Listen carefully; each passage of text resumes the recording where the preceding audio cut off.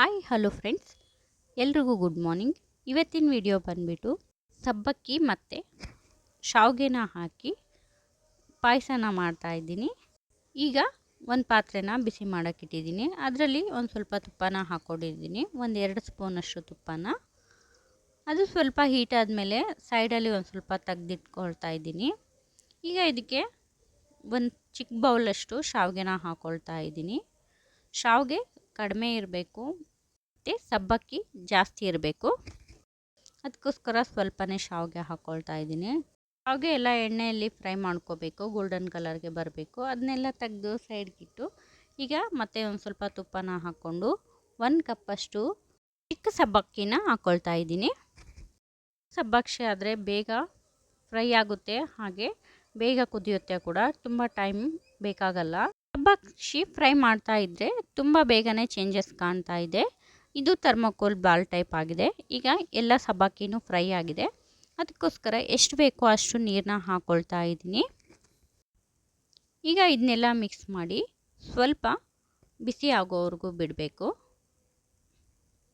ಈಗ ಇದು ಸ್ವಲ್ಪ ನೀರೆಲ್ಲ ಬಿಸಿ ಆಗಿದೆ, ಅದಕ್ಕೆ ಈಗ 1 ಕಪ್ಪಷ್ಟು ಸಕ್ಕರೆನ ಹಾಕ್ಕೊಳ್ತಾ ಇದ್ದೀನಿ. ನೀವು ಟೇಸ್ಟಿಗೆ ಎಷ್ಟು ಬೇಕೋ ಅಷ್ಟು ಸಕ್ಕರೆನ ಹಾಕೋಬೋದು. ಈಗ ಇದೆಲ್ಲ ವಾಟರ್ ಬಾಲ್ ಟೈಪು ಚೇಂಜ್ ಆಗ್ತಾ ಇದೆ. ಈಗ ಇದಕ್ಕೆ 1 ಕಪ್ಪಷ್ಟು ಹಾಲನ್ನ ಹಾಕ್ಕೊಳ್ತಾ ಇದ್ದೀನಿ. ಇದೆಲ್ಲ ಹಾಲು ಎಲ್ಲ ಚೆನ್ನಾಗಿ ಕುದಿ ಬರಬೇಕು. ಇದೆಲ್ಲ ಕುದಿ ಬರಬೇಕಾದ್ರೆ ಮತ್ತೆ ಇದಕ್ಕೆ ಬಾದಾಮ್ ಪೌಡರ್ನ ಸ್ವಲ್ಪ ನೀರಲ್ಲಿ ಮಿಕ್ಸ್ ಮಾಡಿ ಹಾಕ್ಕೊಳ್ತಾ ಇದ್ದೀನಿ. ಈ ಬಾದಾಮ್ ಪೌಡರ್ ಹಾಕೋದ್ರಿಂದ ಶಾವಿಗೆ ತುಂಬಾ ಡಿಫ್ರೆಂಟ್ ಟೇಸ್ಟ್ ಇರುತ್ತೆ. ಶಾವಿಗೆಗೆ ಬಾದಾಮ್ ಪೌಡರೇ ಸ್ಪೆಷಲ್ ಇಂಗ್ರೀಡಿಯೆಂಟ್. ಅದೆಲ್ಲ ಕುದಿ ಬರಬೇಕಾದ್ರೆ ಫ್ರೈ ಮಾಡಿರುವಂತಹ ಶಾವಿಗೆನ ಹಾಕ್ಕೊಳ್ತಾ ಇದ್ದೀನಿ. ಈಗ ಇದೆಲ್ಲ ಕುದಿ ಬರ್ತಾ ಇದೆ. ಇದೆಲ್ಲ ಪ್ರೋಸೆಸ್ ಒಂದು 10 ನಿಮಿಷದಲ್ಲಿ ಸ್ವೀಟ್ ರೆಡಿ ಆಗುತ್ತೆ. ಈಗ ಇದಕ್ಕೆ ಒಂದು ಸ್ವಲ್ಪ ಸೋಂಪನ್ನ ಕೈಯಿಂದನೇ ಸ್ಮ್ಯಾಶ್ ಮಾಡಿ ಹಾಕ್ಕೊಳ್ತಾ ಇದ್ದೀನಿ. ಹಾಗೆ ಏಲಕ್ಕಿ ಪೌಡರ್ನ ಹಾಕ್ಕೊಳ್ತಾ ಇದ್ದೀನಿ. ಈಗ ಇದಕ್ಕೆ ಒಂದು ಸ್ವಲ್ಪ ಗೋಡಂಬಿನ ತುಪ್ಪದಲ್ಲಿ ಫ್ರೈ ಮಾಡಿ ಹಾಕ್ಕೊಳ್ತಾ ಇದ್ದೀನಿ. ಸ್ವೀಟ್ ರೆಡಿ ಆಯಿತು. ಅದು ತಣ್ಣಗಾಗೋಗ್ಬಿಡ್ತೀನಿ. ಅಷ್ಟರಲ್ಲಿ ಹೊಲಿಯೋ ಬಟ್ಟೆ ತುಂಬ ಇದ್ದವು, ಪಿಕೋ ಫಾಲ್ ಮಾಡಬೇಕು 3 ಸ್ಯಾರೀಸ್ಗೆ. ಈ 2 ಬ್ಲೌಸು ರೆಡಿಯಾಗಿದ್ದವು.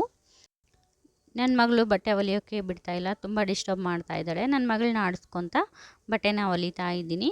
ಈಗ ಸ್ಯಾರೀಸ್ ಎಲ್ಲ ಪಿಕೋ ಫಾಲ್ ಮಾಡೋದಿದೆ, ಮಾಡ್ತಾ ಇದ್ದೀನಿ. ನಿಮಗೆ ಯಾರಿಗಾದ್ರೂ ಬ್ಲೌಸ್ ಹೊಲಿಯೋಕ್ಕೆ ಇಂಟ್ರೆಸ್ಟ್ ಇದ್ದರೆ, ನಿಮಗೆ ಬ್ಲೌಸ್ ಹೊಲಿಯೋಕ್ಕೆ ಕಟಿಂಗ್ ಬರಲ್ಲ ಅಂತ ಇದ್ದರೆ ನೀವು ಕಾಮೆಂಟ್ ಬಾಕ್ಸಲ್ಲಿ ತಿಳಿಸಿ. ನಾನು ನಿಮಗೆ ತುಂಬ ನೀಟಾಗಿ ಕಟಿಂಗು ಮತ್ತು ಸ್ಟಿಚ್ಚಿಂಗು ತೋರಿಸ್ಕೊಡ್ತೀನಿ. ನನಗೂ ಕೂಡ ಮೊದಲಿಗೆ ಕಟಿಂಗು ಸ್ಟಿಚ್ಚಿಂಗ್ ಬರ್ತಾ 2 ದಿನದಲ್ಲೇ ನಾನು ಕಟಿಂಗು ಮತ್ತು ಸ್ಟಿಚ್ಚಿಂಗು ಪರ್ಫೆಕ್ಟಾಗಿ ಹೊಲಿಯೋದು ಕಲ್ತಿದ್ದೀನಿ. ನಿಮಗೂ ಕೂಡ ಬೇಕಂದರೆ ನೀವು ಕಾಮೆಂಟ್ ಮಾಡಿ. ಈಗ ಬ್ಲೌಸ್ ಕೂಡ ಹೊಲಿಯೋದಿದೆ. ಅದೇ ಸೀರೆಗಳದ್ದು ಪಿಕೋ ಫಾಲ್ ಮಾಡಿದ್ನಲ್ಲ, ಆ ಸೀರೆಗಳದ್ದು ಕಟಿಂಗ್ ಮಾಡ್ಕೊಳ್ತಾ ಇದ್ದೀನಿ. ನನಗೆ ತುಂಬ ಡೀಟೇಲಾಗಿ ಈ ವಿಡಿಯೋದಲ್ಲಿ ಕಟಿಂಗ್ನ ಹೇಳ್ಕೊಡೋಕ್ಕಾಗಲ್ಲ. ನಿಮಗೆ ಬೇಕಂದರೆ ನೀವು ಕಾಮೆಂಟ್ ಮಾಡಿ, ನಾನು ತಿಳಿಸ್ತೀನಿ ನಿಮಗೆ. ಈಗ ನನ್ನ ಮಗಳು ಮಲಗಿದ್ದಾಳೆ. ನನ್ನ ಮಗಳು ಮಲ್ಕೊಂಡಾಗೆ ಕಟಿಂಗ್ ಮಾಡ್ಕೋಬೇಕು. ಸ್ಟಿಚ್ಚಿಂಗು ಎದ್ದಾಗ ಆಟ ಆಡಿಸ್ತಾ ಮಾಡ್ಕೋಬೋದು, ಆದರೆ ಕಟಿಂಗ್ನ ಮಾತ್ರ ನನ್ನ ಮಗಳು ಎದ್ದಿದ್ದಾಗ ಮಾಡ್ಕೊಳಕ್ಕಾಗಲ್ಲ. ಯಾಕಂದರೆ ಕಟಿಂಗ್ ಒಂದು ಸ್ವಲ್ಪ ಹೆಚ್ಚು ಕಡಿಮೆ ಆದರೆ ಬ್ಲೌಸೇ ಕೆಟ್ಟೋಗುತ್ತೆ. ಅದಕ್ಕೋಸ್ಕರ ನನ್ನ ಮಗಳು ಮಲ್ಕೊಂಡಾಗೆ ಕಟಿಂಗ್ ನೀಟಾಗಿ ಮಾಡಿ ಇಟ್ಕೊಂಡಿರ್ತೀನಿ ನಾನು. ಆಮೇಲೆ ನನಗೆ ಹೊಲಿಯೋಕ್ಕೆ ತುಂಬಾ ಈಸಿ ಆಗುತ್ತೆ. ಈಗ ಬ್ಲೌಸೆಲ್ಲ ಕಟಿಂಗ್ ಮಾಡಿ ರೆಡಿ ಮಾಡ್ಕೊಂಡಿದ್ದೀನಿ. ಅಷ್ಟರಲ್ಲೇ ಸ್ವೀಟ್ ಎಲ್ಲ ತಣ್ಣಗಾಗಿದೆ. ಈಗ ಟೇಸ್ಟ್ ನೋಡ್ತಾ ಇದ್ದೀನಿ ಯಾವ ಥರ ಆಗಿದೆ ಅಂಥೇಳಿ. ನಿಜವಾಗ್ಲೂ ಶಾವಿಗೆ ಮಾತ್ರ ತುಂಬಾ ಚೆನ್ನಾಗಿದೆ. ನೀವು ಕೂಡ ಟ್ರೈ ಮಾಡಿ ನೋಡಿ. ನಾನು ನಿಮಗೆ ಸಿಂಪಲ್ಲಾಗಿರೋ ರೆಸಿಪಿನೇ ತೋರಿಸ್ತೀನಿ.